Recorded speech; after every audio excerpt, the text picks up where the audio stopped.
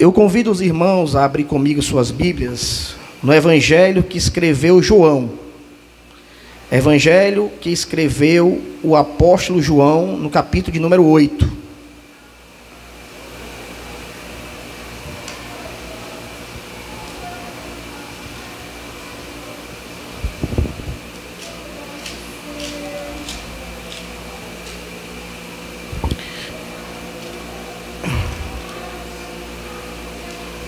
Evangelho de João, capítulo de número 30.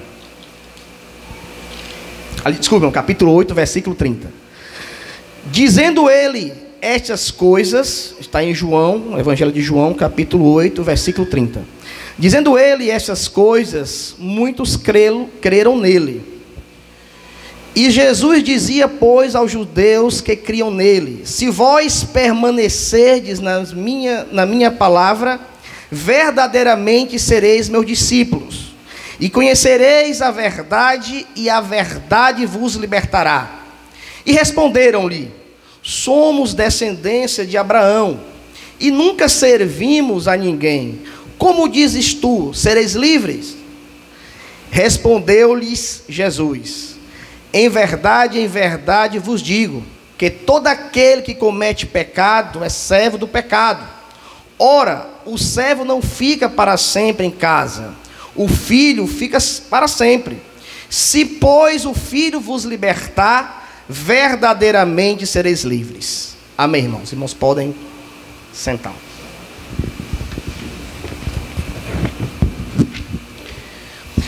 Irmão, nessa passagem aqui que João relata, Jesus, se os irmãos lerem os versículos anteriores, os capítulos anteriores, os irmãos vão se deparar que Jesus, ele vem numa série de discussões, de sermão. Ele vem pregando, anunciando a palavra, os seus interlocutores vêm questionando, vêm até caluniando, tentando desfazê-lo, tentando pegá-lo em alguma palavra, e ele vem ali pregando. Ele vinha anunciando anteriormente que ele era a luz do mundo. Ele falou que o Pai testificava dele, falando uma mensagem importante que qualquer pessoa que estivesse ali sedento por Deus, que quisesse realmente ouvir de Deus a verdade, entenderia. Mas os fariseus, os principais naquela época, estavam com inveja, com arrogância, e não queriam receber de bom grado a palavra que Cristo estava dando. E aí é interessante, irmão, que no momento, ele fala que se conhecerem a verdade vos libertará. Eles ficam assim: peraí, eu não sou escravo, eu sou livre. Aqueles homens se consideravam livres. E isso me faz lembrar, irmãos, muito esse mundo atualmente. Pessoas que não conhecem a verdade, e muitas vezes, aliás, sempre, olha para a igreja, para os cristãos: vocês são opressos, vocês são pessoas que seguem regras. Nós somos livres, eu sou livre, eu faço o que eu quiser da minha vida, eu não sigo nenhum ritual, não sigo nada, eu faço o que eu quero, eu que sou livre. Então, me lembrei muito, ao meditar nessa passagem, do que acontece hoje. E nesse sentido, irmãos, essa palavra liberdade, expressão muito utilizada hoje, até deturpada, por sinal, como foge do que muitos na antiguidade pensavam.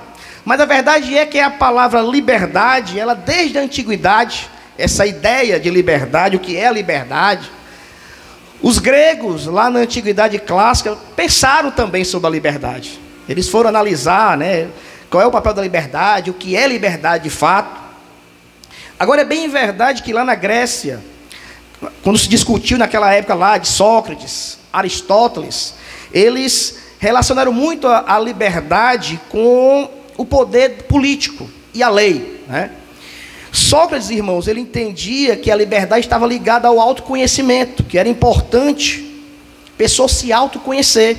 Ele até dizia o seguinte, que mesmo um cidadão livre pode ser um escravo se ele não tiver desenvolvido a condição de alguma virtude nele.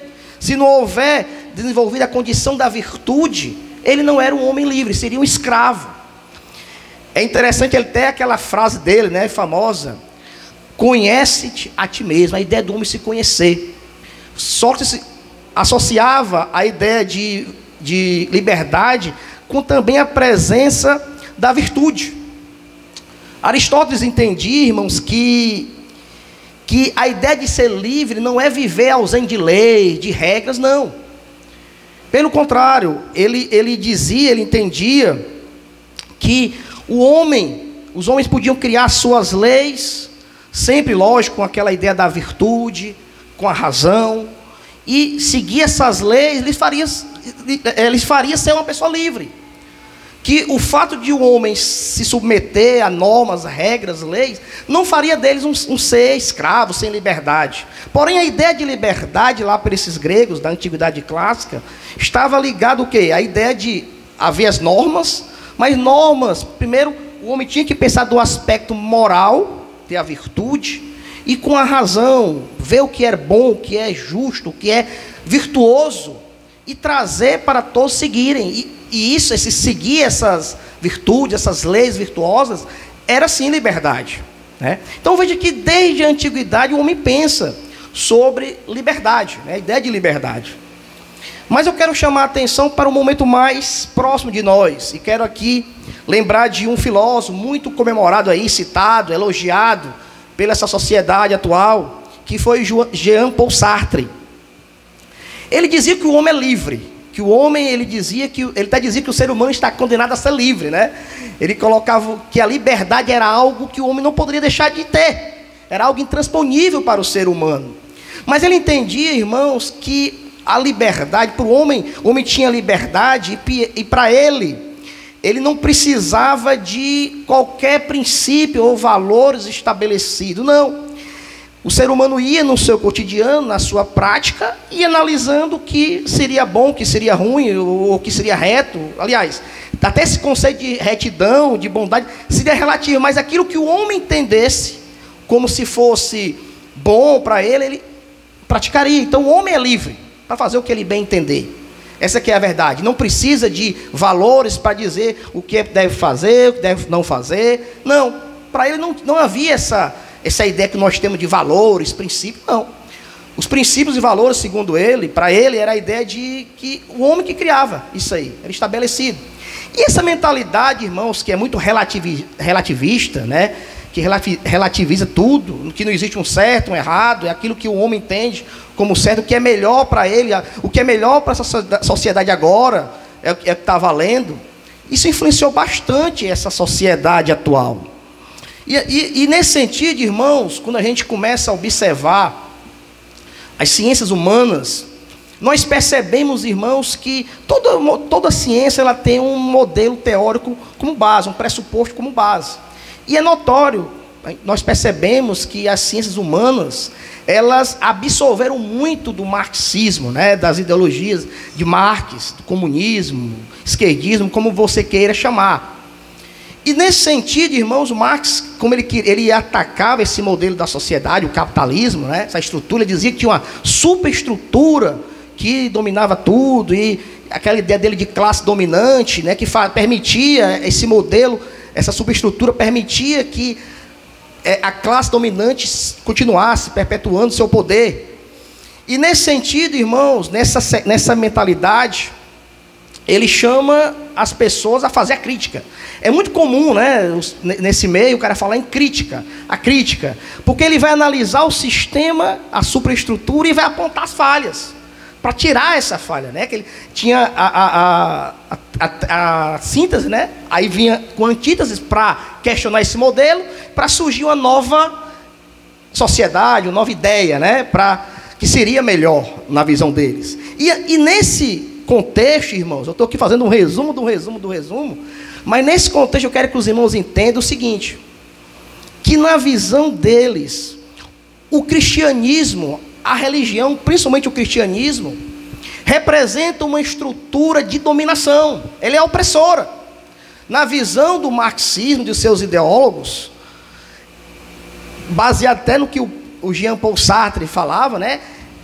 É uma estrutura que foi criada, que não é certo.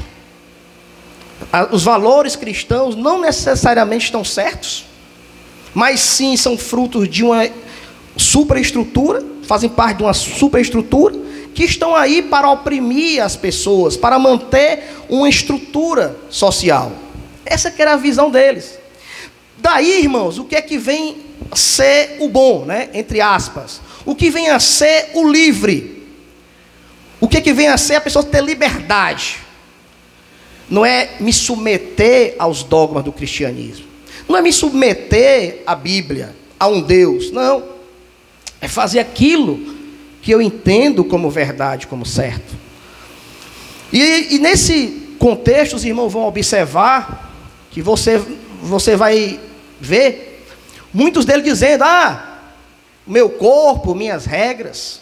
Você cristão aí, você não pode ir ao Fortal, beber o que quiser, sua maconha, usar aí a cocaína, porque você tem que seguir uma estrutura. Eu sou livre, na visão deles. Você não pode aí ter uma mulher hoje, amanhã outra, depois outra, porque você segue a essa estrutura que foi criada para dominar. E pasme, irmãos, até coisas da natureza, como por exemplo a maternidade, essa ideia da maternidade, ser mãe, também faz parte de um modelo de estrutura de dominação. Então, na verdade, eles tentam colocar o cristão, os valores que nós temos, como algo que é opressão. Que nós somos um bando de opressos, de pessoas que não têm liberdade. E eles sim, que podem fazer o que quiser, a hora que quiser, meu corpo, minhas regras.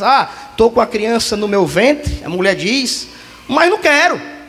Meu corpo, minhas regras, não estou preocupado com esse valor de vida, porque o que interessa é a minha liberdade, e hoje uso muito somado à liberdade à felicidade.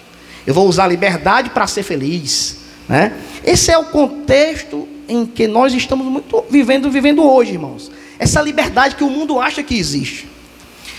E nessa situação, nesse contexto que eu estou falando aqui para os irmãos, eu me lembro muito dessas pessoas aqui, de João capítulo 8. Esses homens a quem Cristo estava se dirigindo, eles se sentiam livres. Eles achavam que eles estavam bem. Eu sou livre. Do mesmo jeito, irmão, da mesma maneira que hoje, muitas pessoas aí que não conhecem Jesus, pessoas escravas de modelos humanos, de pensamentos humanos pecaminosos, cuja origem está em Satanás, para cativar, prender, afastar as pessoas de Deus, deixarem presos na mão do inimigo, se acham livres, irmãos. Como, irmãos, se o modelo em que elas vivem não fosse também uma opressão, não fosse opressão, não fosse dominação.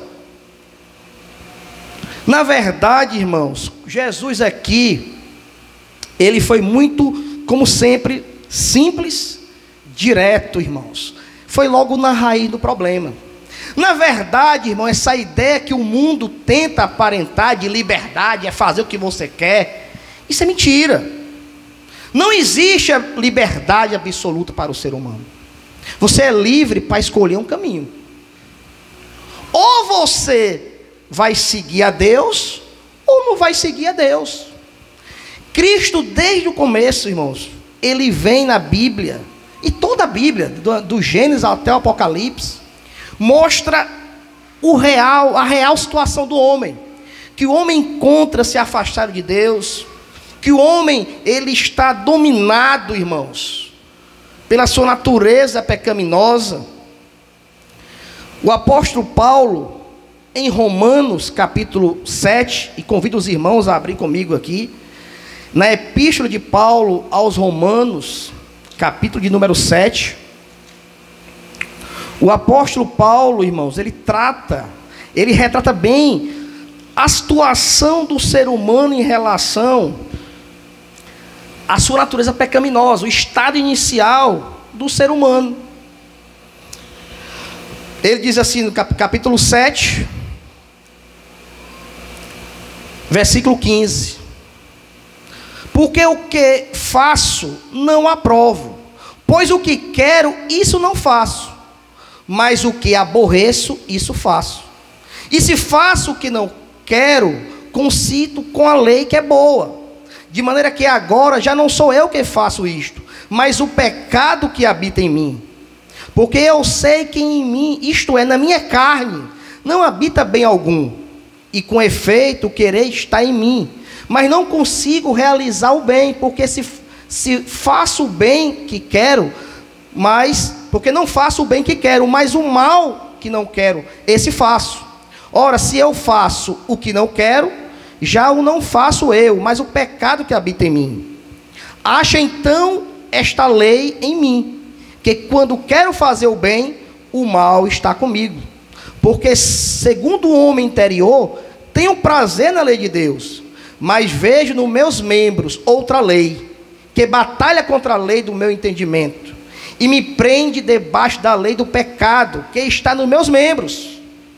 Paulo, ele aqui retrata a natureza do homem, o homem natural, o homem distante de Deus. Por mais que ele tenha noção, tenha conhecimento, ele sabe do certo e do errado, mas sempre ele tem uma inclinação para fazer aquilo que é contra a vontade de Deus. Sempre nele existe uma inclinação para o mal. E Cristo, lá em Romanos diz, lá em João capítulo 8 diz, quem comete pecado é escravo do pecado. Então, Jesus mostrou logo o raio-x do problema, mostrou logo onde é que está o problema. Jesus, irmão, era muito prático, irmãos. Jesus aqui sempre deixou claro na mensagem dele, que o problema da humanidade não é a forma de governo, o sistema de governo, o sistema econômico, não. A raiz do problema do homem está na natureza pecaminosa.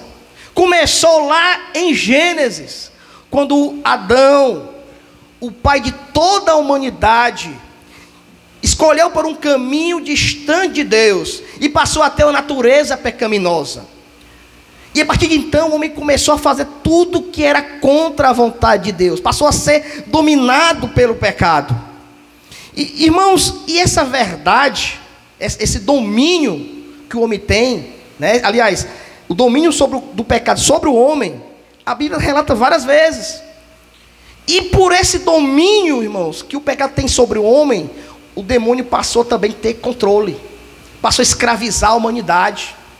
É interessante, irmãos, que lá em Lucas, lá no capítulo 4, quando o demônio está tentando Jesus, ele mostra todos os reinos lá do mundo, e diz, olha, eu te dou toda essa glória, esse poder, porque a mim me foi dado e dou a quem eu quero. Veja, ele mostrou todos os reinos.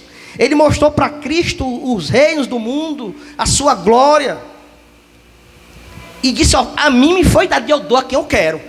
Isso prova, irmão, mostra como o diabo tem influência, irmãos, sobre esse mundo. Lá na primeira epístola de João, no capítulo 5, no versículo 19, João diz que todo mundo jaz no maligno. Todo mundo jaz no maligno. Veja, irmãos, como o ser humano, as pessoas pensam que estão livres, que fazem o que elas querem, mas na verdade, irmãos, ali existe uma opressão, um domínio do mal, um domínio da natureza pecaminosa sobre o homem, achando-se livres, na verdade são escravos, irmãos, são escravos. Lá na segunda epístola de Paulo aos Coríntios, no capítulo 4, versículo 4, Paulo diz que o Deus deste século cegou o entendimento dos incrédulos, para que eles não resplandeçam sobre eles a glória, a luz do Evangelho de Cristo. Ou seja, ele fala do Deus desse século, cegou o entendimento deles, dos incrédulos. Portanto, irmão, a Bíblia mostra claramente a situação do homem sem Deus, do homem que não teve um encontro com Cristo. Eles que estão, sim, irmãos, numa situação de opressão. E voltando aqui, irmão, para o texto de João capítulo 8, quero que os irmãos acompanhem comigo aí a leitura. Jesus disse àqueles que creram nele, né? Olha, se vós permanecerdes na minha palavra, verdadeiramente sereis meus discípulos. Então Jesus primeiro quer o quê? Que nós sejamos discípulos dele. Permaneçam nas minhas palavras. Se vocês ficarem nas minhas palavras, vocês serão meus discípulos. E ele diz assim, ó: quando alguém permanece na palavra de Cristo, quando alguém passa a ser discípulo de Cristo, aqui o que acontece, ó: e conhecereis a verdade, e a verdade vos libertará, irmãos. Só existe um meio, irmãos, só existe um caminho para libertar o homem de fato. Não é um curso de graduação, não é o diploma que você tem, não é seu status social, seu conhecimento, mas é conhecer a verdade. E Cristo disse: eu sou o caminho, a verdade e a vida, ninguém vem ao Pai senão por mim. E é interessante, irmãos, ao ler aqui no original, essa expressão conhecer, gnosis, a ideia lá é de experienciar, é você conhecer na prática, experienciando algo. Ou seja, é necessário nós termos uma experiência. Não é apenas saber acerca da verdade, não é saber quem é a verdade, não. É experienciar essa verdade, irmãos. É preciso um encontro real com Cristo. Por isso que ele disse: sereis meus discípulos. E o discípulo é aquele que vai aprendendo constantemente, é aquele que vive tendo lições, é aquele que se relaciona com o mestre. Irmãos, só existe liberdade através de Cristo, irmãos, numa experiência real com Ele.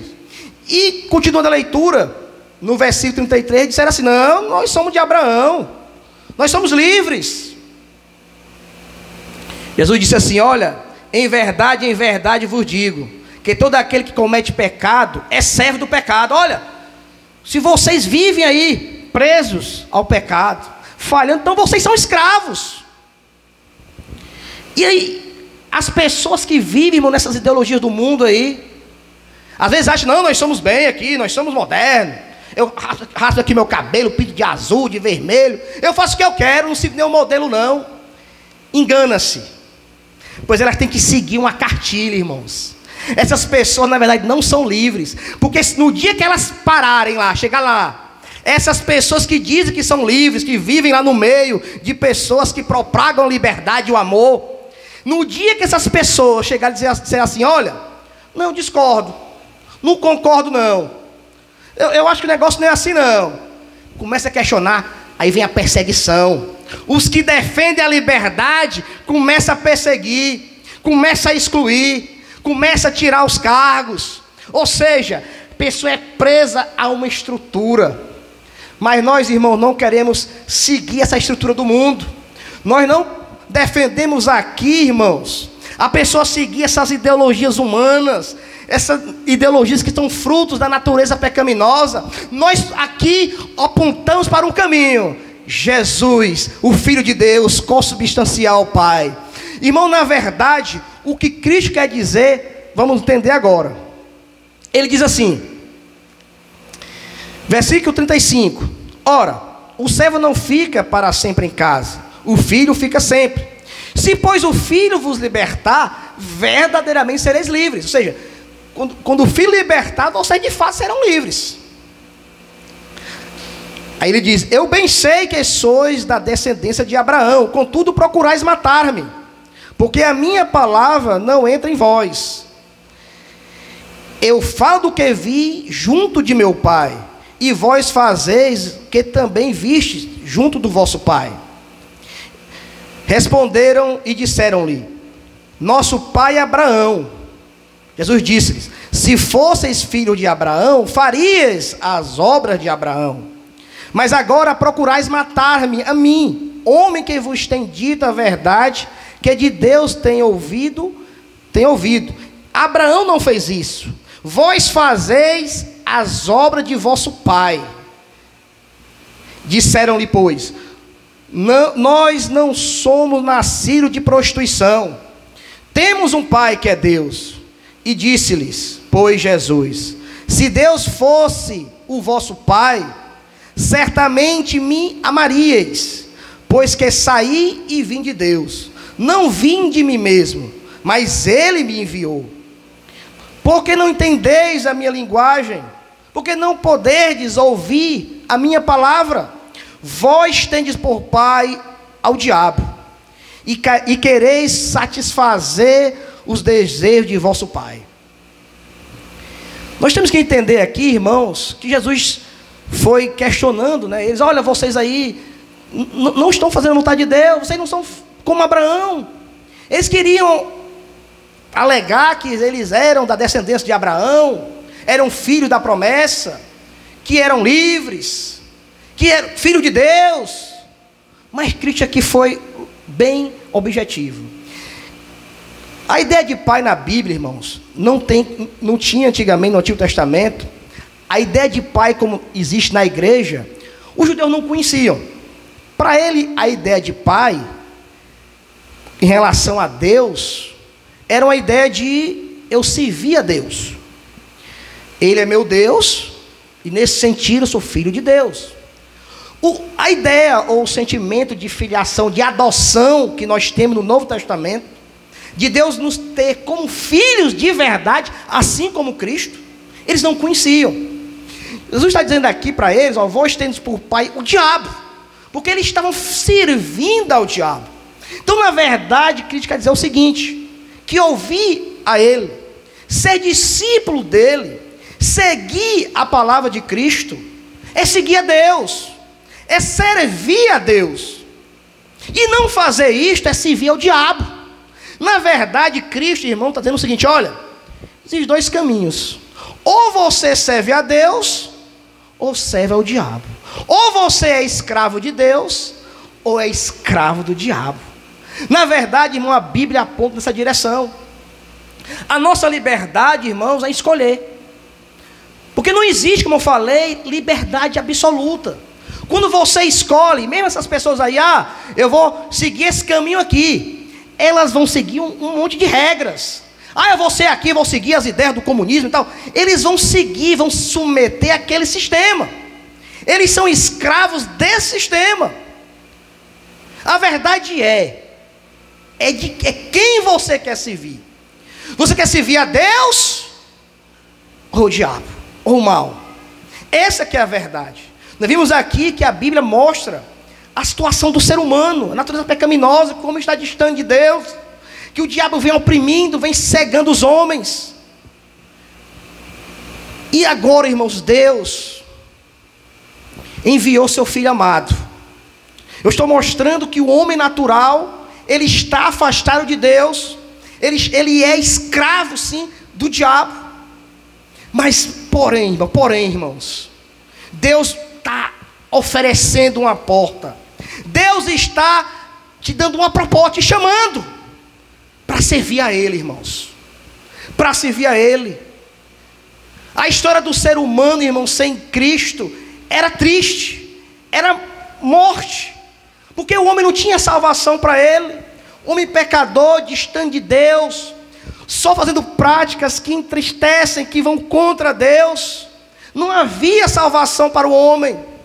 Paulo, no capítulo 7, que eu li com os irmãos, ele vem nessa situação, ele como quebrada, miserável homem que sou, quem me livrará do corpo dessa morte? Para o homem natural não havia escapatória. Mas Jesus disse que Deus amou o mundo de uma tal maneira, Deus amou o mundo de uma tal maneira que deu o seu Filho unigênito, para que todo aquele que crê, nele crê, não pereça, mas tenha vida eterna. A situação do homem estava ruim, mas Paulo disse, dou graças a Deus, por nosso Senhor Jesus Cristo. O nosso destino poderia ser o trágico, o mal, o pior destino possível, mas Cristo entrou na história. Deus enviou Jesus para nos salvar. E agora, irmão, a gente pode escolher aqui, ou Jesus ou o mal, ou Jesus ou as trevas, ou Deus ou o diabo. Na Bíblia, irmão, o negócio é muito objetivo. Interessante, eu estava lendo hoje Deuteronômio, no capítulo 11, versículo 26. Moisés dando as últimas orientações lá ao povo. Ele disse, eis que eu lhes dou dois caminhos, a bênção ou a maldição. A bênção é seguir os caminhos de Deus. Ele fala uma série de coisas, né, o que é para fazer, para ter a bênção. Então, na verdade, são dois caminhos. Jesus sempre disse, há dois caminhos. Há duas portas. Uma larga que leva à perdição, uma estreita que leva ao céu. São dois caminhos, irmãos. Esses incrédulos querem colocar, principalmente na mente dos jovens: não, eu que sou legal, eu que estou bem aqui, eu sou modernão. Você é um bobão. Você não faz o que você quer. Você não pode ter várias namoradas, beber o que você quiser, não pode fumar o que você quiser. Você é um bobão. Você é alguém que não tem liberdade. Eu que sou livre. Mentira. Ele é escravo de Satanás, irmãos. Ele que está opresso, irmão. Ele que está opresso. Porém, irmãos, quando alguém pode dizer, mas ser escravo de Cristo, ser escravo de Deus, isso não é ruim, isso não é uma coisa que é repudiável. Você servir alguém, um Deus que quer a pessoa para subjugar, para dominar, oprimir. Eles não entendem, irmãos. Eles olham lá para as irmãs vestidas de maneira decente, simples. Irmãos não estão preocupados com status. Isso aí é opressão, isso aí é infelicidade, é infeliz. Mas porque ele não sabe o que nós sabemos, irmãos. Eles não experienciaram o que nós experienciamos, irmãos. A liberdade, irmãos, não consiste em você estar dentro de uma cela. Não, ela é uma dimensão espiritual. Ela é existencial. É algo que o mundo, aquele que não teve encontro com Cristo, não conhece. Jesus lá em Mateus capítulo 11, versículo 28, ele falou assim: vinde a mim todos vós. Vinde a mim todos vós que estáis cansados e oprimidos, e eu vos aliviarei. Aí ele diz assim: tomai sobre vós o meu jugo. Jugo, irmãos, era um artifício aqui, tipo umas correntes, né? Uma corrente que a pessoa usava aqui no pescoço, o escravo. Tomai sobre vós o meu jugo e aprendei de mim. Olha de novo, o aprender, o discípulo, a experiência. Vinde a mim, vamos a ele, ó. Aí ele fala assim: encontrarei descansos para vossas almas. É uma dimensão, irmão, espiritual. É uma dimensão, irmão, interior, que vem lá do Espírito, irmão, que transborda o nosso exterior, irmão, que o incrédulo não conhece. Encontrareis descanso para vossas almas. Descanso lá no grego é Shabbat, ou Sábado. A ideia de descanso é a paz, o descanso que só Deus dá. Não é o sentimento de liberdade, de paz, de alegria, que o mundo pensa que tem lá no Fortal, não, nas boates, não. É uma alegria, um sentimento que não tem palavras dignas para expressar esse sentimento, irmãos. Não existe. Lá em 2ª Epístola de Paulo aos Coríntios, capítulo 3, versículo 17, Paulo diz: o Senhor é o Espírito, e onde habita o Espírito do Senhor, aí a liberdade.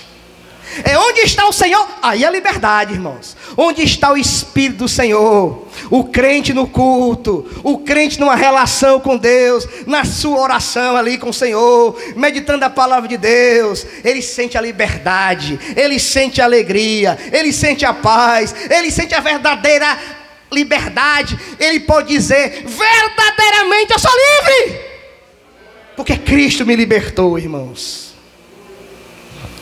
Veja como a questão a ideia da liberdade ou da paz, toda a alegria que Cristo dá, todo o sentimento que Ele dá, é de cunho espiritual, ela no seu íntimo. Vamos ver aqui o que Paulo fala aos Gálatas, no capítulo 5, Gálatas, Epístola de Paulo aos Gálatas, capítulo 5, versículo 1.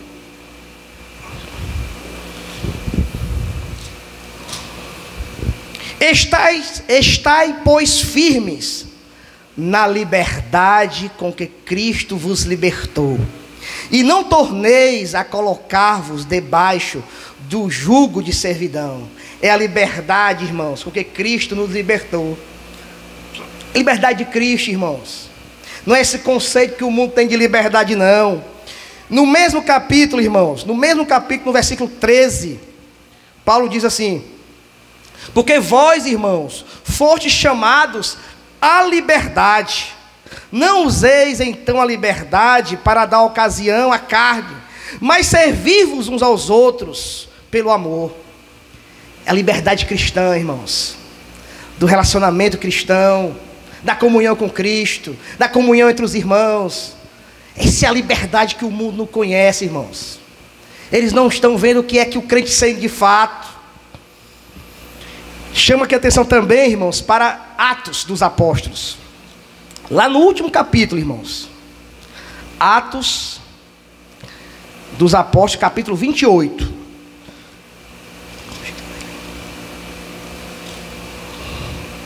Atos dos Apóstolos, capítulo 28, versículo 30.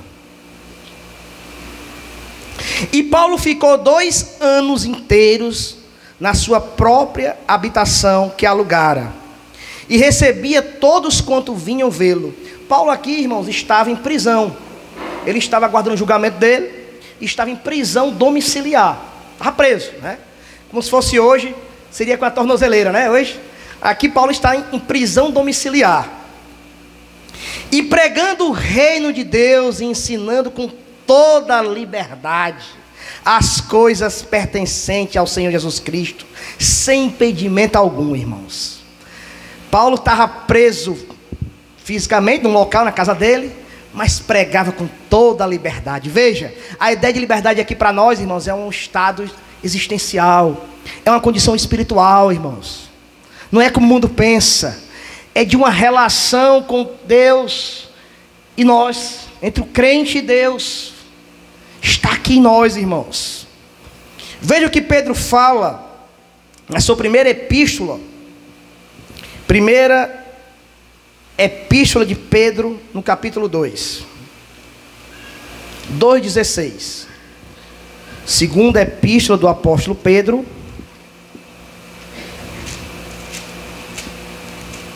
capítulo 2, versículo de número 16. Como livres, e não tendo a liberdade por cobertura da malícia, mas como servo de Deus. É a liberdade que tem um servo de Deus, irmãos. Não é essa liberdade que eles falam, não, é a liberdade que vem de Deus. É do relacionamento com Deus. É a liberdade que Cristo dá. Essa que é a liberdade verdadeira. Eu sei, irmão, que as coisas de Deus são às vezes paradoxais. Mas só Deus mesmo faz isso, irmãos. É como a Bíblia diz lá, Paulo diz, né? Deus pega as coisas loucas desse mundo para confundir, né? Veja como é paradoxal. Nós somos, em Deus, nós somos escravos, somos livres. Nós somos livres sendo escravo de Deus, sendo servo de Deus. A liberdade do crente consiste em ele ser escravo, ser servo de Deus. Veja que coisa maravilhosa, interessante. Porque Deus, ele dá, irmão, verdadeira alegria, verdadeira felicidade, verdadeira paz. Jesus disse: o diabo, o ladrão veio roubar, matar e destruir. Lá em João capítulo 10, versículo 10. Mas eu vim para que tenham vida. E tenham vida. Veja, não eram pessoas vivas, irmãos, ali? Porque a vida é falsa. Essa vida desse mundo aqui é uma vida falsa. É uma vida ilusória, passageira. Eu vim para que tenham vida e a tenham abundância. É uma vida verdadeira. Da mesma maneira que a liberdade verdadeira é a liberdade que Deus dá. É o que Deus dá no espírito do homem. Paulo estava na prisão. Até o pastor Glauco pregou isso domingo. Lá daquele carcereiro, né, que foi salvo. Paulo estava lá amarrado, irmãos. Lá dentro da cela. Estava louvando a Deus, cantando. Silas e Paulo cantando, irmãos. Ali eles estavam trancados. Mas no coração, no interior deles, irmãos, eles estavam muito mais livres do que aquelas pessoas que estavam lá no fortal, irmãos. Porque estavam ali em comunhão com Deus. Estavam tendo a liberdade que Deus proporciona ao ser humano. Por isso Cristo disse: se o Filho vos libertar, verdadeiramente, é de verdade sereis livres. Porque nós com Cristo, no relacionamento com Cristo, nós vamos conhecer a verdade. E a verdade é que liberta o homem. O apóstolo Pedro, interessante, irmãos, lá na segunda epístola, também no capítulo 2 da segunda epístola. E aí eu chamo a atenção para essas pessoas de hoje.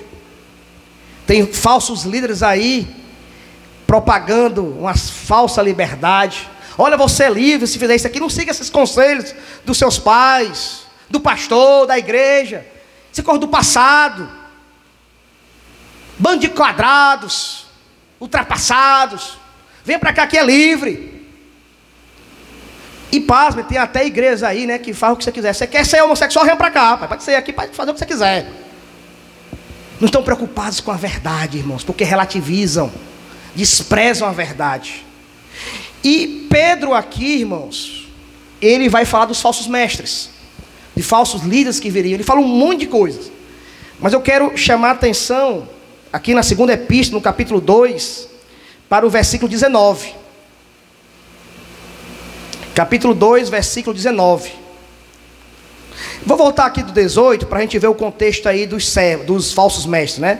Versículo 18. Porque falando coisas muito arrogantes, de vaidades, engodam, olha aí, engodam com as concupiscências da carne e com dissoluções aqueles que se estavam afastando dos que andam em erro, prometendo-lhes liberdade. Olha aí, irmãos, os falsos mestres do mundo aí. Olha aí que os falsos mestres aí, pessoas usadas por Satanás aí no mundo, ó, prometendo liberdade. Prometem aos jovens liberdade. Prometem aí as pessoas da igreja, ó, liberdade é aqui. Prometendo-lhes liberdade, sendo eles mesmos servos ou escravos da corrupção. Porque de quem alguém é vencido, do tal faz também servo.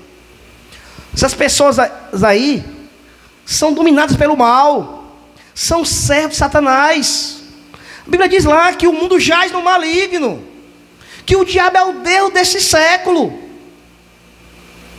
que o homem é escravo do pecado. Jesus disse lá em João capítulo 8.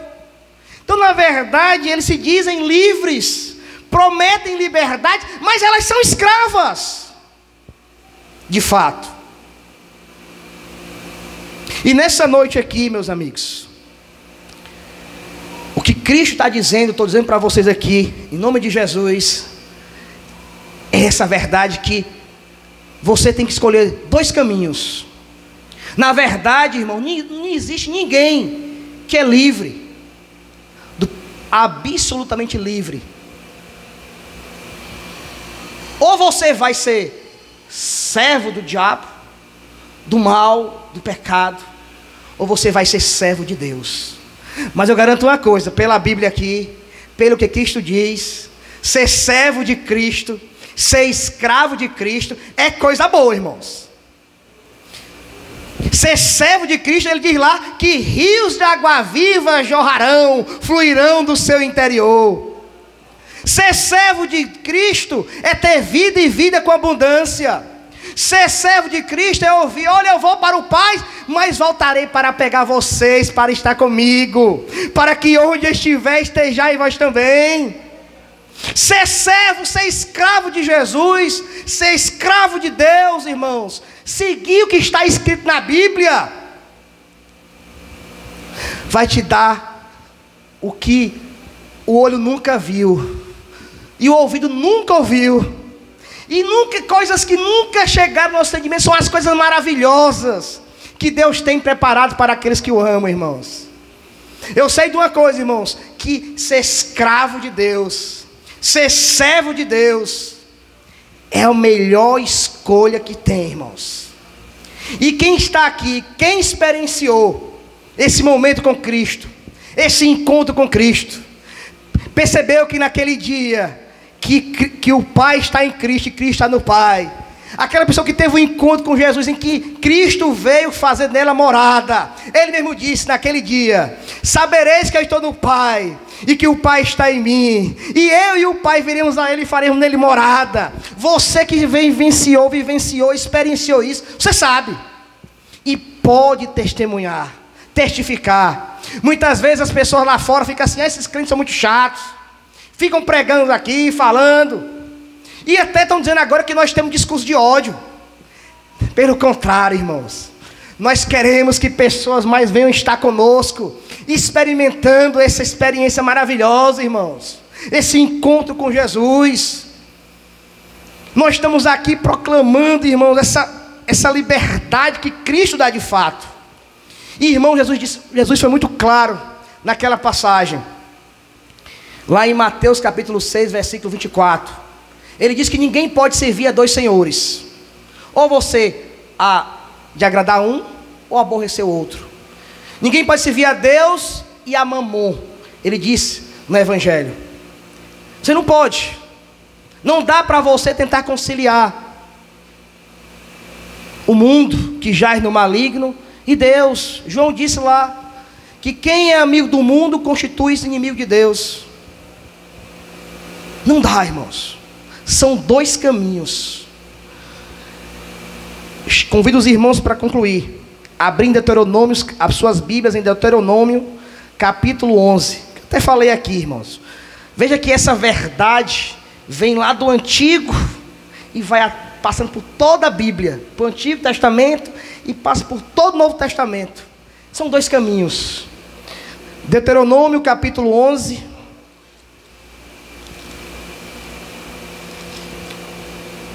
versículo de número 26.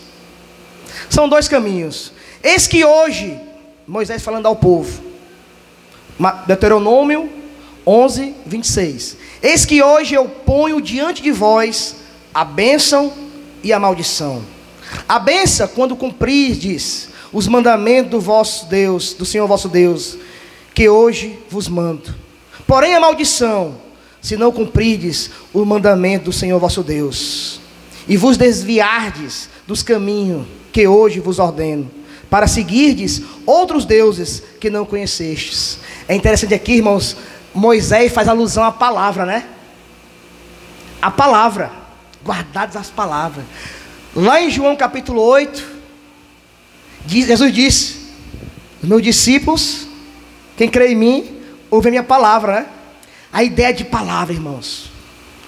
Nós temos que seguir as palavras de Deus.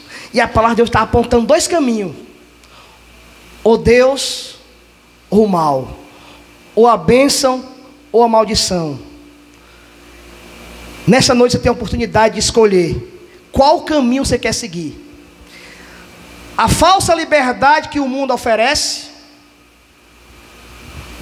ou a verdadeira liberdade que Cristo dá. Amém? Vamos ficar de pé. Vamos fazer uma oração nessa noite. Irmão Fabiano, irmão